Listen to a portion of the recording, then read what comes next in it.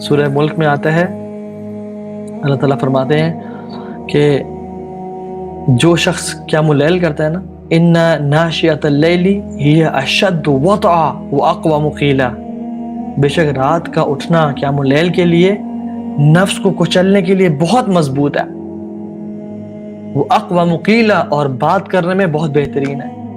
جو شخص چاہتا ہے کہ اپنی خواہشات، ٹیمپٹیشنز، ڈیزائرز کو کنٹرول کر لے، کسی کو پورن ایڈکشن ہے، کسی کو کوئی حرام ریلیشن شپ میں اسے نکلنا چاہتا ہے، کوئی نظروں سے، بری نظر سے تنگ ہے، کوئی کسی ٹیمپٹیشن اور ڈیزائر سے تنگ ہے، کوئی غیبت کرنا نہیں چھوڑا، کوئی زبان کا برا بول نہیں چھوڑا، کوئی اپنے غصے کو کنٹرول نہیں کر پا رہا، کوئی شخص چاہتا ہے کہ میں اپنے نفس پہ ہر طرح سے کنٹرول کر لوں، اس کو نہیں کر پا رہا، ان ناشئۃ اللیل ہی اشد وطئا، بے شک رات کا اٹھنا نفس کو کچلنے کے لیے اور اس کو سیدھا کرنے کے لیے بہت کافی ہے۔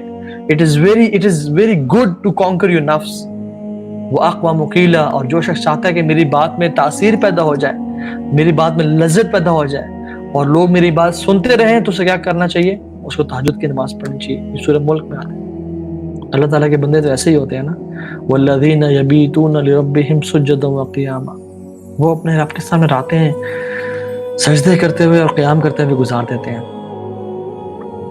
وہ اپنے تتجافى جنوبهم عن المضاجع يدعون ربهم خوفا وطمعا، ان کے جو پہلو ہیں نا، وہ رات کو بستروں سے زیادہ دیر نہیں لگے رہتے، وہ بہت تھوڑا ٹائم اپنے بستروں پہ گزارتے ہیں۔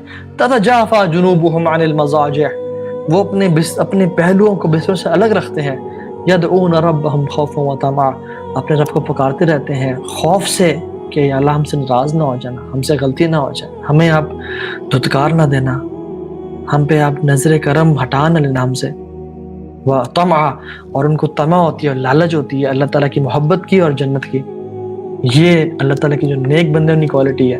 اور جو شخص چاہتا ہے وہ اپنے ایمان کو بلڈ اپ کرے اور اپنے ایمان کو مضبوط کرے، اکثر ینگسٹرز ماشاءاللہ اچھے کوشچنز پوچھ رہے ہوتے ہیں، they have this good intention to be better Muslims، ہم کیا کریں، ہمارا ایمان مضبوط نہیں ہو رہا۔ اللہ تعالیٰ کے لیے جب خواہشات کو قربان کریں گے نا، تو پھر جو ایمان کی لذت محسوس ہوگی وہ اللہ ہی جانتا ہے۔ جو اللہ تعالیٰ کے لیے رات کو اٹھ کے اپنے کمبل کو اٹھانا اور وضو کر کے اکیلے کھڑے ہونے میں جو لذت ہے نا، اہل اللیل فی لیلہم الذ من اہل اللہ فی لہوہم، رات کو اٹھ کے عبادت کرنے والوں کی جو لذت اور نشہ ہے، وہ کہیں زیادہ ہے اس مزے اور اس نشے سے جو کہ گناہ کرنے والے کو رات کو گناہ کرنے میں ملتا ہے۔ تو ٹرائی تو کریں، ڈیڈیکیشن تو شو کریں اللہ تعالیٰ کے لیے، کوشش تو کریں، اور پھر دیکھیں اللہ تعالیٰ کیسے دین کی لذت دیتے ہیں اور چکھاتے ہیں۔ اور رات کو ابن قیم الجوزی رحمہ اللہ فرماتے ہیں کہ nothing improves your ایمان اور builds up your ایمان more than doing good deeds in private and leaving of sins۔ اور یہ جو اکیلے کی اور چھپ کے جو نیکیاں ہیں نا، یہ واقعتاً اللہ تعالیٰ کے ساتھ ایک عجیب تعلق بنا دیتی ہیں اور مزہ دے دیتی ہیں۔ یہ رمضان کا مہینہ ہے جو کہ ہمیں اپرچونٹی دیتا ہے کہ ہم ان چیزوں کو پریکٹس کر سکیں، جبکہ ہم اکثر راتوں کو جاگ بھی رہے ہوتے ہیں اور ہم نے سحری کے لیے اٹھنا ہوتا ہے، اور ایک عجیب اسٹرینتھ اور موٹیویشن ہم لوگ اپنے اندر فیل کر رہے ہوتے ہیں۔ Now this is the time we have to make it۔ اگر ہم رمضان میں نہیں کر پا رہے، that means there is a big problem۔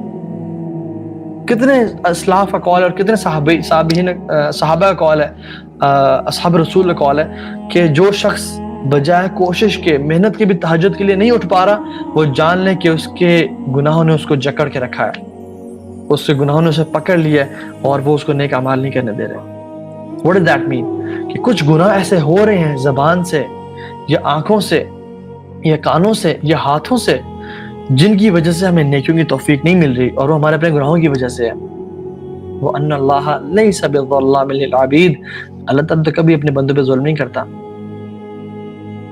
انی حرمت الظلم علی نفسی، اللہ تعالیٰ کہتے ہیں میں نے اپنے آپ پہ ظلم کو حرام کر لیا ہے۔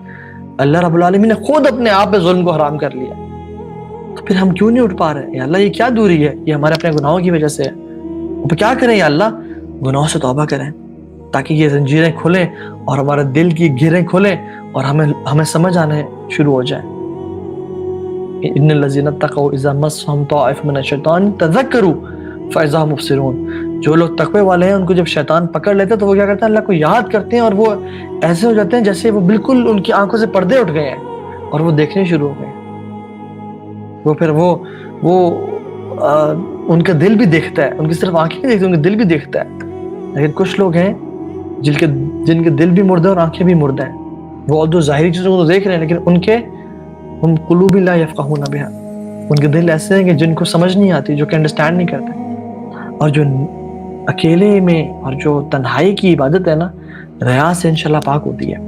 بہت چانسز ہیں کہ وہ ریا سے پاک ہوگی اور اللہ سبحانہ وتعالی کے لیے خالصتاً ہوگی.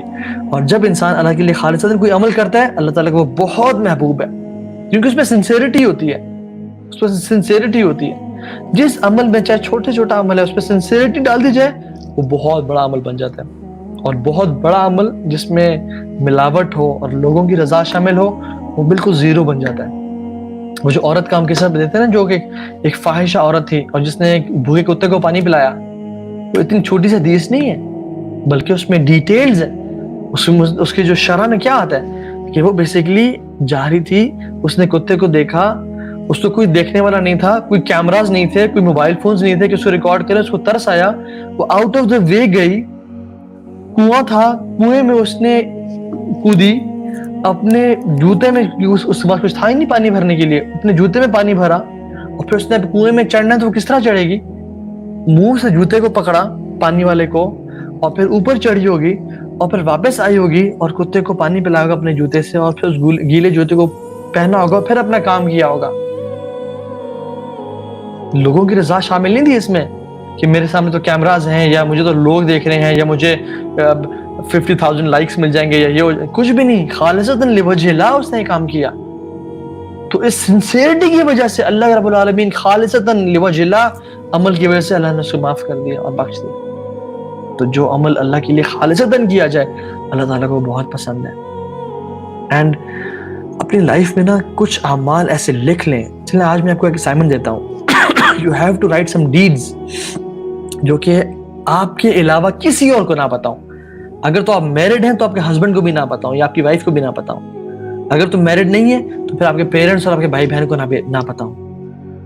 چاہے وہ صدقہ ہو, چاہے وہ تہجد کی نماز ہو, چاہے وہ رمضان کے بعد بس روزے رکھنے ہوں, ٹھیک ہے, چاہے وہ کوئی بھی ایسا عمل ہو, کسی بیوہ کی کفالت ہو, کسی کی خدمت ہو, کوئی ایسا عمل ہو, کسی کو سپورٹ کرنا ہو, کسی کا خیال رکھنا ہو, کوئی بھی ایسا عمل جو کہ اللہ کے علاوہ آپ کو, بلکہ کوشش کریں ایک سے زیادہ ہی ہو, وہ اللہ تعالیٰ کو ایسے عمل بہت پسند ہے. چاہے وہ چھوٹا ہی ہو لیکن کنسسٹنٹلی کریں, خالصتاً اللہ کی رضا کے لیے, اللہ تعالیٰ اس کو بہت پسند کرتے ہیں. عمر بن خطاب رضی اللہ تعالیٰ عنہ جب خلیفہ تھے نا, تو عمر بن خطاب, بلکہ ابو بکر صدیق جب خلیفہ تھے, تو عمر بن خطاب نوٹس کرتے تھے کہ ابو بکر صدیق کہیں سے آتے ہیں. تو انہوں نے دیکھا کہ ابو بکر صدیق کہاں جاتے ہیں. He found something fishy. تو وہ ابو بکر صدیق کو فالو کرنے شروع ہو گئے. تو وہ دیکھا کہ وہ کہیں جاتے ہیں, پھر اپنے گھر آتے ہیں, اور پھر واپس مسجد کی طرف آتے ہیں. تو انہوں نے کہا شاید کوئی نیک عمل کرتے ہوں گے اور اچھا عمل کرتے ہوں گے.